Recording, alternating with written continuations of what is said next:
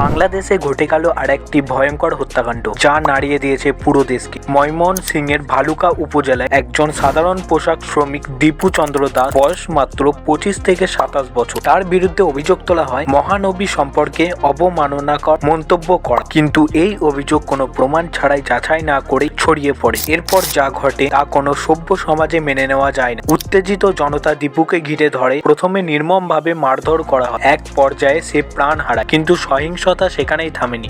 মৃত্যুর পরও তার মরদেহ একটি খুঁটির সাথে বেঁধে ঝুলিয়ে রাখা হয়। এই ভয়াবহ দৃশ্যের ভিডিও সোশ্যাল মিডিয়ায় ছড়িয়ে পড়ে। প্রশ্ন উঠছে, অভিযোগ প্রমাণের দায়িত্ব কি জনতার? আইন হাতে তুলে নেওয়ার অধিকার কার? ঘটনার পর সরকার তদন্তের নির্দেশ দেয় এবং কয়েকজনকে গ্রেপ্তার করা হয়, কিন্তু একটি জীবন কি আর ফিরে আসবে? ধর্ম কখনোই হিংসার শিক্ষা দেয়। মব জাস্টিস অপরাধ, ন্যায় বিচার চাই, মানবতার পক্ষে দাঁড়া। Stop mob justice, justice for humanity.